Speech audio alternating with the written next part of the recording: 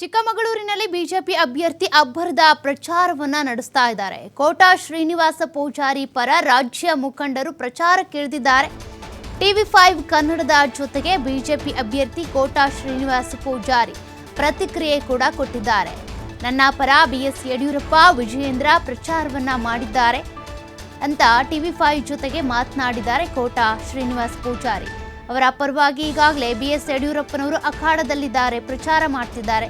ವಿಜಯೇಂದ್ರ ಅವರು ಕೂಡ ಪ್ರಚಾರ ಮಾಡ್ತಿದ್ದಾರೆ. ಬಿಜೆಪಿ ಗೆಲ್ಲಬೇಕು ಹಾಗೂ ಮೋದಿ ಮತ್ತೆ ಪ್ರಧಾನಿ ಆಗಬೇಕು.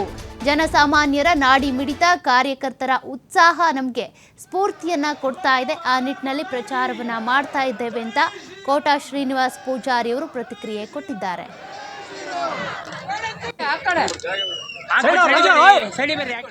ಕೋಟಾ ಶ್ರೀನಿವಾಸ ಪೂಜಾರಿ ಅವರ ಜೊತೆ ನಮ್ಮ ಪ್ರತಿನಿಧಿ ಮಾತನಾಡಿಸಿದ್ದಾರೆ. ಏನು ಹೇಳಿದ್ರು ಕೇಳೋಣ. ಉಡುಪಿ ಚಿಕ್ಕಮಗಳೂರು ಲೋಕಸಭಾ ಚುನಾವಣಾ ಕಾವು ದಿನದಿಂದ ದಿನಕ್ಕೆ ರಂಗೇರ್ತಾ ಇದೆ. ನಿನ್ನೆಯಿಂದ ಚಿಕ್ಕಮಗಳೂರು ಜಿಲ್ಲೆಯಲ್ಲಿ ಅಬ್ಬರದ ಪ್ರಚಾರವನ್ನು ಸಹ ಬಿಜೆಪಿ ಅಭ್ಯರ್ಥಿ ಕೋಟಾ ಶ್ರೀನಿವಾಸ ಪೂಜಾರಿ ನಡೆಸ್ತಾ ಇರುವಂಥದ್ದು.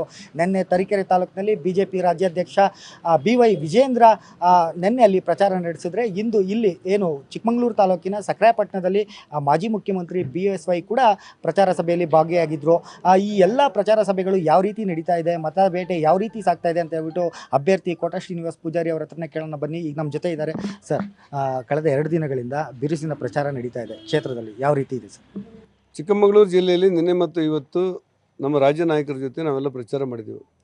ನಿನ್ನೆ ತರೀಕೆರೆಯಲ್ಲಿ ವಿಜಯೇಂದ್ರ ಬಂದು ಮಾಜಿ ಶಾಸಕರ ಸಹಿತ ಹಲವಾರು ಜನ ಗಣ್ಯರು ಭಾರತೀಯ ಜನತಾ ಪಕ್ಷಕ್ಕೆ ಬರಮಾಡಿಕೊಳ್ಳುವಂಥ ಕೆಲಸಗಳಾಯಿತು. ಇವತ್ತು ಚಿಕ್ಕಮಗಳೂರು ಕ್ಷೇತ್ರದಲ್ಲಿ ನಮ್ಮೆಲ್ಲರ ಹಿರಿಯರಾಗಿರುವಂಥ ಯಡಿಯೂರಪ್ಪನವರು ಬಂದು ಸಾರ್ವಜನಿಕ ಸಭೆಯನ್ನು ಉದ್ದೇಶಿಸಿ ಮಾತನಾಡಿ ಭಾರತೀಯ ಜನತಾ ಪಕ್ಷ ಗೆಲ್ಲಬೇಕಾದಂಥ ಅನಿವಾರ್ಯತೆ, ನರೇಂದ್ರ ಮೋದಿಯವರು ಮತ್ತೆ ಪ್ರಧಾನಿ ಆಗಬೇಕಾದಂಥ ಅಗತ್ಯತೆ, ದೇಶಕ್ಕಿರುವಂಥ ಒಟ್ಟು ವ್ಯವಸ್ಥೆಗಳನ್ನು ಭಾಳ ಚೆನ್ನಾಗಿ ಸಾರ್ವಜನಿಕರು ವಿವರಿಸಿದ್ದಾರೆ. ನನಗನ್ಸುತ್ತೆ ಇಲ್ಲಿರುವಂಥ ಕಾರ್ಯಕರ್ತರ ಉತ್ಸಾಹಗಳು, ಜನಸಾಮಾನ್ಯರ ಅದರಲ್ಲೂ ಮತದಾರರ ನಾಡಿಮಿಡಿತ, ಎರಡೂ ಲೋಕಸಭಾ ಕ್ಷೇತ್ರದಲ್ಲಿ ನಮ್ಮ ಪಾರ್ಟಿಗಿರುವಂಥ ಸಂಪರ್ಕ ಮತ್ತು ಸಂಘಟನೆ ಸೂತ್ರ, ಇದನ್ನೆಲ್ಲ ಗಮನಿಸಿದರೆ ನಿಶ್ಚಯವಾಗಿ ಬಹುದೊಡ್ಡ ಅಂತರದಲ್ಲಿ ನಾನು ಈ ಕ್ಷೇತ್ರದಲ್ಲಿ ಗೆಲ್ತೇನೆ ಅಂತ ನನಗನ್ಸಿದ್ದು. ಸರ್, ಈಗಾಗಲೇ ಮಲೆನಾಡು ಭಾಗದಲ್ಲಿ 1 ಹಂತ 2 ಹಂತದಲ್ಲಿ ಚುನಾವಣೆ ಬೇಟೆ ಮುಗಿದಿರುವಂಥದ್ದು. ಈಗ ಬಯಲುಸೀಮೆ ಭಾಗಕ್ಕೆ ನೀವು ಕಾಲಿಟ್ಟಿದ್ದೀರಾ.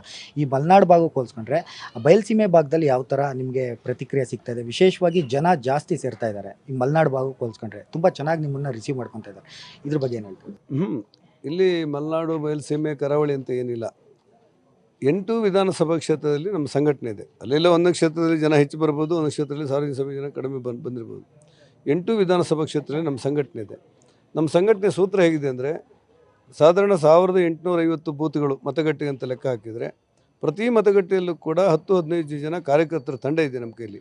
ಹಾಗಾಗಿ ಅವರ ಸಂಪರ್ಕ, ಪೇಜ್ ಪ್ರಮುಖರ ಸಂಪರ್ಕ, ನಮ್ಮ ಶಕ್ತಿ ಕೇಂದ್ರದ ಅಧ್ಯಕ್ಷ, ಮಹಾಶಕ್ತಿ ಕೇಂದ್ರದ ಅಧ್ಯಕ್ಷ, ನಮ್ಮ ಕ್ಷೇತ್ರ ಸಮಿತಿಯ ಸದಸ್ಯರು, ಆ ಜಿಲ್ಲೆಯಲ್ಲಿ 4ಕ್ಕೆ 4 ಜನ ನಮ್ಮ ಶಾಸಕರಿದ್ದಾರೆ. ಈ ಜಿಲ್ಲೆಯಲ್ಲಿ ನಮ್ಮ ಶಾಸಕರಿಲ್ಲ, ಪರಾಜಿತ ಅಭ್ಯರ್ಥಿಗಳಿದ್ದಾರೆ. ಆದರೆ ನಾವು ಸೋತಿರೋದು 212, 500, 600, 700, ಕೆಲವು ಕಡೆ 5-6 ಸಾವಿರ, ಒಟ್ಟೊಂದು 12,000, 14,000 ಅಂತರದಲ್ಲಿ ನಮ್ಮ ಒಟ್ಟು ಕಳಸರಿ ಈ ಜಿಲ್ಲೆಯಲ್ಲಿ ಸೋಲಾಗಿದೆ. ಅಲ್ಲಿ ಸುಮಾರು 1 ಲಕ್ಷದ ಅಂದಾಜು ನಾವು ಗೆದ್ದಿದ್ದೇವೆ.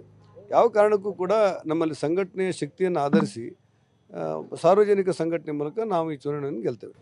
ಸೊ, ವಿಶೇಷವಾಗಿ ನಿನ್ನೆಯಿಂದ ಒಂದು ವಿಚಾರ ತುಂಬ ಚರ್ಚೆ ಆಗ್ತಾ ಇದೆ ಮತ್ತು ಗಮನ ಸೆಳೀತಾ ಇರುವಂಥದ್ದು, ವಾಲಂಟ್ರಿಯಾಗಿ ಜನಗಳು ಬಂದು ನಿಮಗೆ ದೇಣಿಗೆಯನ್ನು ಕೊಡ್ತಾ ಇದ್ದಾರೆ. ವಿಶೇಷವಾಗಿ ಏನು ಅಂತ ಹೇಳಿದ್ರೆ, ನಿನ್ನೆ ಒಬ್ಬ ಮಾಜಿ ಸೈನಿಕ ಬಂದು 1 ತಿಂಗಳ ವೇತನವನ್ನು ಅವರು ಕೊಟ್ಟಿರುವಂಥದ್ದು, ಇಂದು ಕೂಡ ಸುಮಾರು ಜನ ಕೊಟ್ಟಿರುವಂಥದ್ದು. ಇದ್ರ ಬಗ್ಗೆ ನಿಮ್ಗೆ ಯಾವ ಥರ ಖುಷಿ ಕೊಡ್ತಾರೆ? ಇಲ್ಲ, ನಾನು ನಿರೀಕ್ಷೆ ಮಾಡಿರಲಿಲ್ಲ. ಸಾರ್ವಜನಿಕ ದೇಣಿಗೆಯನ್ನು ಸಂಗ್ರಹ ಮಾಡಬೇಕು ಅನ್ನೋದು ನಮ್ಮ ಗುರಿ ಅಲ್ಲ. ನಾವು ರಾಜಕೀಯ ಪಕ್ಷವಾಗಿ ಏನೇನು ಮಾಡಬೇಕು ಎಲ್ಲ ಒದಟ ಮಾಡ್ತೇವೆ. ಈ ಮಧ್ಯದಲ್ಲಿ ಒಬ್ಬ ಕಾಂಗ್ರೆಸ್ಸಿನ ಮಾಜಿ ತಾಲೂಕು ಪಂಚಾಯತ್ ಸದಸ್ಯರು ಒಂದು 25,000 ರೂಪಾಯಿ ಚೆಕ್ ಕೊಡ್ತಾರೆ. ಅವ್ರ ಪಾರ್ಟಿಯಿಂದ ಕೊಟ್ಟಿದ್ದು ನಾಳೆ ಇವ್ರಿಗೆ ತೊಂದರೆ ಆಗಬಾರ್ದು ಅಂತೇಳಿ ನಾನು ಹೇಳಿದೆ, ಅವ್ರ ಹೆಸರು ಹೇಳಬಾರ್ದು, ಬೇಡ ನಮಗೆ ಹೆಸರು ಹೇಳೋದು, ಅವ್ರ ಸಮಾಧಾನಕ್ಕೋಸ್ಕರ ತಗೊಳ್ಳೋಣ ಅಂತ ಹೇಳಿದೆ. ಆದರೆ ನಮ್ಮ ತರೀಕೆರೆ ಸುರೇಶ್ ಅವ್ರಿಗೆ ಫೋನ್ ಮಾಡಿ ಕೇಳಿದಾಗ ಅವ್ರು ಹೇಳಿದರು, ನಾನು ಕೊಡ್ತಾ ಇರೋದು ರಾಷ್ಟ್ರಕ್ಕೆ, ರಾಷ್ಟ್ರ ಒಳ್ಳೆಯದಾಗಬೇಕು ಅನ್ನೋದು ಪಾರ್ಲಿಮೆಂಟಿನಲ್ಲಿ ಇರುವಂಥ ಗುರಿ, ಅದಕ್ಕೋಸ್ಕರ ನಾನು ಕೊಟ್ಟಿದ್ದೇನೆ ಅಂತೇಳಿ ಹೇಳಿ ನೀವು ತಗೊಳ್ಬೇಕು ಅಂತ ಸಾರ್ವಜನಿಕ ಸಭೆಯಲ್ಲಿ ಹೇಳಿದರು. ಮಾಜಿ ಸೈನಿಕರೊಬ್ಬರು ಬಂದು 32,000 ರೂಪಾಯಿ ಕೊಟ್ಟು ನಾನು ಪಿಂಚಣಿ ತಗೊಳ್ಳಿ ಅಂತ ಹೇಳಿದ್ದು. ನಾನು ಹೇಳಿದ್ದೆ, ನೋಡ್ಕೊಳ್ಳಿ ಅಂತ, 1 ತಿಂಗಳ ಪಿಂಚಣಿಯನ್ನು ತಗೊಳ್ಳಿ ಅಂತ ಹೇಳಿ ನಾನು ನೋಡ್ಕೊಳ್ಳಿ ಅಂತ ಹೇಳಿದೆ. ಇಲ್ಲ, ನೀವು ತಗೊಳ್ಳೇಬೇಕು, ಇದು ನಾನು ದೇಶಕ್ಕೆ ಕೊಡ್ತಾ ಇದ್ದೇನೆ ಅಂತೇಳಿ. ಚರ್ಮುರಿ ಮಾರುವವನೊಬ್ಬರು, ಒಬ್ಬ ಯುವಕ, ಚರ್ಮುರಿ ಮರಿಯೇ ಬದುಕೋನು, ಚರ್ಮುರಿ ಲೋಕೇಶ್ ಅಂತಲೇ ಹೆಸರು, 25,000 ರೂಪಾಯಿ ಕಟ್ಟು ತೆಗೆದು ಕೊಡ್ತಾನೆ. ಯಾವುದೋ ಒಂದು ಮನೆಯಲ್ಲಿ ಹೋದಾಗ ಕೆಲವು ಸಾರ್ವಜನಿಕರು ತುಂಬ ಬಡವರು ಒಂದಿಷ್ಟು ಜನ ಕಡಿಮೆ ಹಣವನ್ನು ಕಟ್ಟು ಮಾಡಿ ಕೊಟ್ಟಿರ್ತಾರೆ.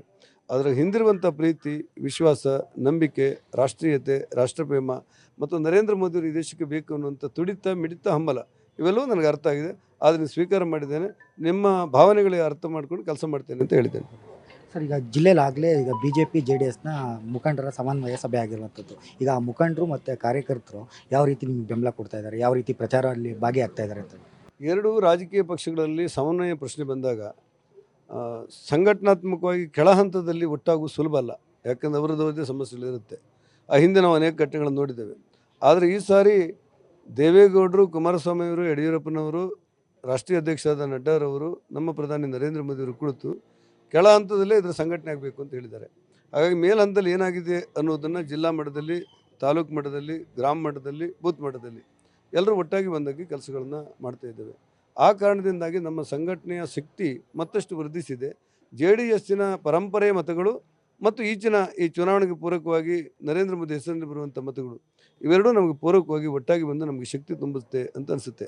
ಎಲ್ಲಕ್ಕಿಂತ ಹೆಚ್ಚಾಗಿ JDSನ ರಾಷ್ಟ್ರೀಯ ಅಧ್ಯಕ್ಷರು ಮತ್ತು ಸರ್ವೋಚ್ಚ ಮುಖಂಡರಾಗಿರುವಂಥ ದೇವೇಗೌಡರು ಆಡಿರುವಂಥ ಮಾತು ನಿನ್ನೆ ಮತ್ತು ಮೊನ್ನೆ, ನನ್ನ ಬದುಕಿನಲ್ಲಿ 92 ವರ್ಷಗಳನ್ನು ಮೀರಿ ಬದುಕಿದ್ದೇನೆ ನಾನು. ನನಗಿನ್ನೇನು ಆಸೆ ಇಲ್ಲ, ದೇಶ ಮಾತ್ರ ಉಳಿಬೇಕು ಅಂತ ಆಸೆ. ಆ ದೇಶ ಉಳಿಸೋದಕ್ಕೋಸ್ಕರ ನರೇಂದ್ರ ಮೋದಿಯನ್ನು ಮತ್ತೆ ಪ್ರಧಾನ ಮಾಡಲಿಕ್ಕೆ ನಾನು ಟೊಂಕ ಕಟ್ಟಿ ನಿಂತಿದ್ದೇನೆ ಅನ್ನುವಂಥ ಮಾತಿದಿಲ್ಲ.